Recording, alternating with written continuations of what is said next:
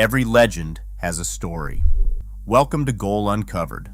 Before football belonged to Lionel Messi and Cristiano Ronaldo, one man stood at the top of the world. His name was Kaka, the last player to win the Ballon d'Or before two legends changed football forever. An attacking midfielder operates in the pocket of space between the midfield and the forward line, a position demanding both tactical intelligence and supreme grace. Kaka defined this role with an elegance rarely seen before or since. He possessed a rare ability to glide past opponents while carrying the ball at speed, scanning the pitch to spot opening passes before defenders could react, and arriving in the penalty area as a lethal scoring threat. He was the bridge between the age of classic individual playmakers and the modern, high-intensity generation that followed. How did one humble Brazilian become the best footballer on earth? The answer begins in a moment of extreme vulnerability, long before the fame. Ricardo Ezekson dos Santos Leite was born in Gama, a satellite city of Brazil's Federal District, on April 22, 1982. Raised in a stable, middle-class home by his father Bosco, a civil engineer, and his mother Simone, a primary school teacher, his childhood was shaped by education, family support, and a shared love for football. When the family relocated to Sao Paulo, the game became his anchor. It was here that his younger brother Rodrigo, unable to pronounce Ricardo, called him Kaka, a nickname that stayed with him as he entered the youth ranks of Sao Paulo FC. But in October 2018, everything fractured. During a holiday, Kaka slipped on a pool slide, striking his head and fracturing a cervical vertebra.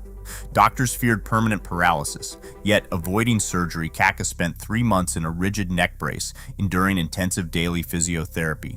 Sustained by his evangelical faith and quiet determination, he returned to the pitch physically recovered and psychologically transformed, ready to claim his place in the sport.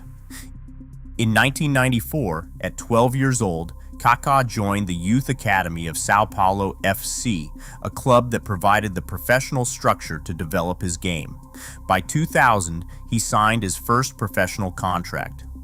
On February 1, 2001, he made his senior debut, beginning a run of 23 goals in 59 league appearances between 2000 and 2003. He quickly helped the club secure the 2001 Campeonato Brasileiro and the 2002 Torneo Rio São Paulo. On the pitch, Kaká operated between the lines, the strategic zone between an opponent's midfield and defense. His intelligence lay in recognizing this space before receiving the ball, finding angles that others missed. His first touch enabled immediate acceleration, allowing him to glide past defenders using timing, balance, and rapid decision-making rather than relying on standard stepovers. Instead of merely retaining possession, his passing broke defensive lines with absolute precision, releasing forwards directly into goal-scoring areas. This ability to carry the ball at pace while maintaining perfect vision made European clubs quickly identify him as an unusually complete attacking prospect, a rare player whose decisions at speed fully justified a move to the continent. In August 2003, AC Milan secured the 21-year-old playmaker from Sao Paulo for a reported €8.5 million, signing him to a 5-year agreement. Manager Carlo Ancelotti immediately positioned him as a trequartista directly behind the striker, a central role that gave Kaka the space to receive the ball while facing the opposition goal. While traditional playmakers relied on static positioning, Kaka drove forward with explosive speed, using long strides, controlled touches, and minimal wasted movement. He combined athletic power with pure footballing elegance, and his vision allowed him to pair spectacular runs with precise final passes that sliced through Serie A defenses. Scoring 14 league goals in his debut campaign, he propelled Milan to the 2003-2004 Scudetto. He had quickly moved from an exciting prospect to one of Europe's most watchable young stars, establishing Milan as the platform for a dominant continental ascent.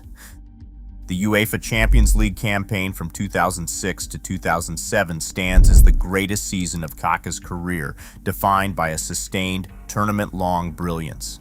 He played with an elegant, unstoppable momentum, carrying AC Milan through the toughest gauntlets in Europe. In the round of 16 against Celtic, with the tie deadlocked in extra time, he seized the ball in his own half, surged past the defense with incredible acceleration, and slotted home the winner.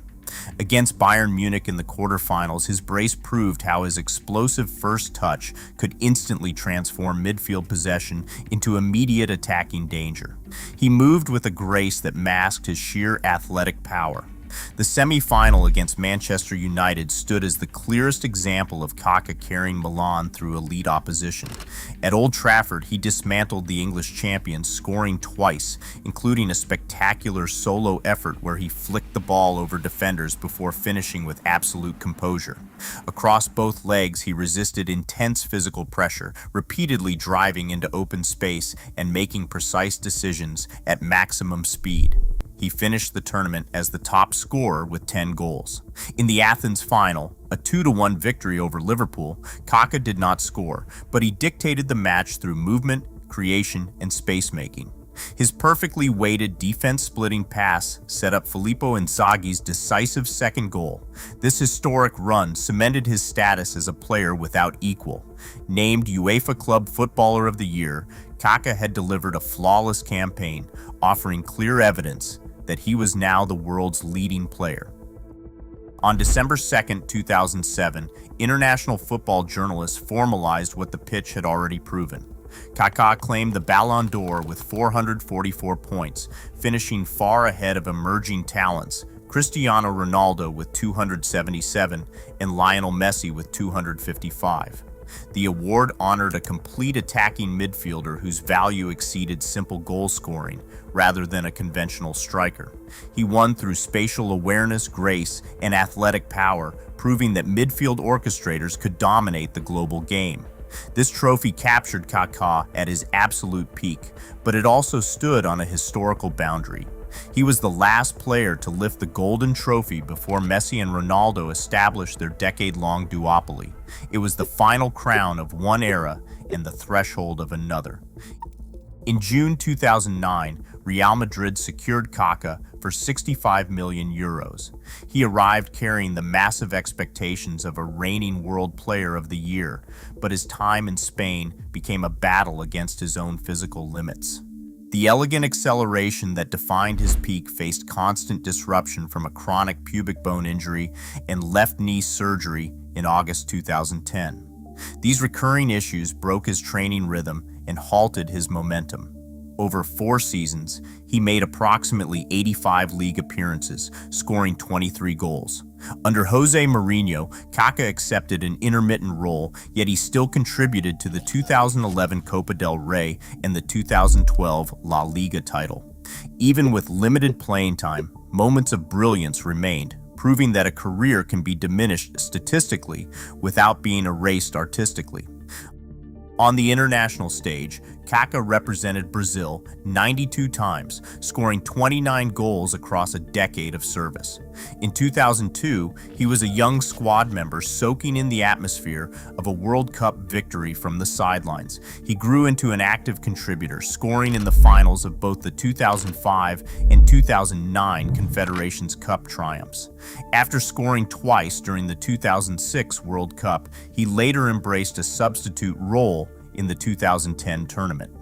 For Brazil, his legacy was defined less by medals and more by a rare professionalism and deep humility that earned universal respect. A brief return to Milan in 2013 and a move to Orlando City in 2014 preceded his 2017 retirement.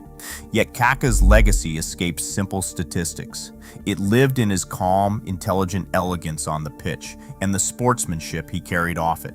His public faith, symbolized by his "I belong to Jesus" shirt and a reported practice of donating 10% of his salary to his church, defined his character.